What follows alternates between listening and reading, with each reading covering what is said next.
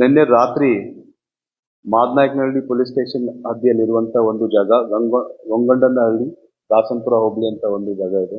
ಅಲ್ಲಿ ಒಂದು ಮನೆ ಅಲ್ಲಿ ಆಗಿರುವಂತಹ ಒಂದು ಈ ಘಟನೆ ಏನು ಅಂತಂದ್ರೆ 3 ಮನೆಗಳಿರ್ತವೆ. 3 ಮನೆಗಳಲ್ಲಿ 2 ಮತ್ತು 3ನೇ ಮನೆಯಲ್ಲಿ ಆಗಿರುವಂತಹ ಘಟನೆ. ಅಲ್ಲಿ ಪಶ್ಚಿಮ ಬಂಗಾಳದ ಮೂಲದವರು ಇಬ್ರು ಮಹಿಳೆ ಮತ್ತೊಂದು 2 ಜನ ಅಲ್ಲಿ ವಾಸವಾಗಿರ್ತಾರೆ.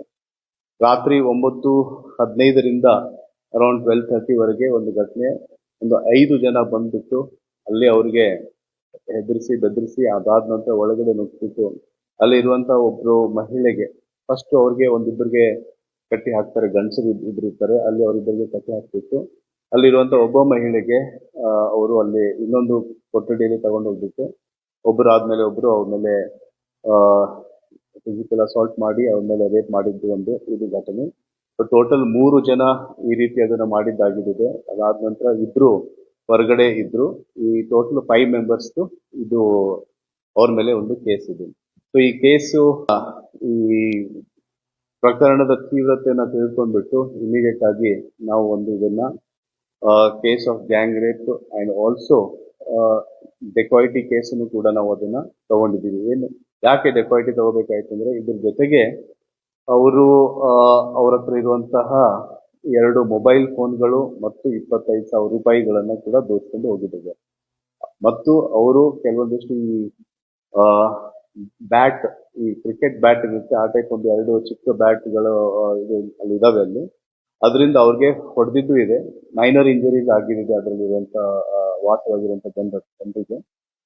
ಸೊ ಒಂದು ಡೆಕಾಯಿಟಿ ಪ್ಲಸ್ ಇದು ಗ್ಯಾಂಗ್ ರೇಪ್ ಕೇಸ್. ಸೊ ಕಲಂ 71, ಕಲಂ 127 sub clause 2, 118 sub clause 1, 311, 324 sub clause 3 read with 190 BNS ಈ ಅಡಿಯಲ್ಲಿ ನಾವು ಕೇಸನ್ನು ರಿಜಿಸ್ಟರ್ ಮಾಡ್ತೀವಿ. ಇವರು ಮಹಿಳೆಯರು ಏನು ವಿಕ್ಟಿಮ್ಸ್ ಇದ್ದಾರೆ ಅವ್ರಿಗೆಲ್ಲ ಹಾಸ್ಪಿಟಲೈಸ್ ಮಾಡಿ ಅದನ್ನ ಆಸ್ ಪರ್ ದ SOPs ಇದೆ ಆ ಪ್ರಕಾರ ಅದನ್ನೆಲ್ಲ ಫಾಲೋ ಅಪ್ ಮಾಡಿದ್ದಾಗಿದೆ. ಆಮೇಲೆ ಅದ್ರ ಇನ್ನೊಂದಿಬ್ರು ಯಾರು ಗಂಡಸರಿದ್ರು ಅವ್ರಿಗೆ ಕಟ್ಟಿ ಹಾಕಿದ್ದು, ಅವ್ರಿಗೆ ಒಂದ್ ಸ್ವಲ್ಪ ಇಂಜುರೀಸ್ ಮತ್ತು ಮೈನರ್ ಇಂಜುರೀಸ್, ಅವ್ರಿಗೂ ಕೂಡ ನಾವು ನಿಮ್ಯಾನ್ಸ್ ಅಲ್ಲಿ ಆಸ್ಪತ್ರೆಗೆ ಅವ್ರಿಗೆ ಅಡ್ಮಿಟ್ ಮಾಡಿ ಅವ್ರಿಗೆ ಟ್ರೀಟ್ಮೆಂಟ್ ಕೂಡ ಮಾಡಿದ್ದೀವಿ. ಅದು ಈಗ ಟ್ರೀಟ್ಮೆಂಟ್ ಜಾರಿಯಲ್ಲಿದೆ.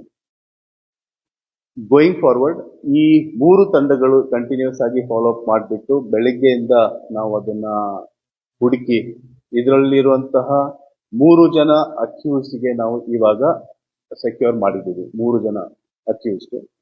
ಆ 3 ಜನ ಅಕ್ಯೂಸ್ ಆದ ನಂತರ ಇನ್ನು 2 ಮಾತ್ರ ನಮಗೆ ಸಿಗಬೇಕಾಗಿದೆ. ಅದನ್ನು ಕೂಡ ಇನ್ನೊಂದು ನೆಕ್ಸ್ಟ್ ಕಪಲ್ ಆಫ್ ಅವರ್ಸ್ ಅಂತ ನಾವು ಹೇಳ್ಬೋದು. ಅಷ್ಟೊಳಗಡೆ ಅವರು 2 ಕೂಡ ನಾವು ಸೆಕ್ಯೂರ್ ಮಾಡ್ತೀವಿ. ಸೊ ಇಷ್ಟು ಈ ತನಿಖೆ ಜಾರಿಯಲ್ಲಿದೆ.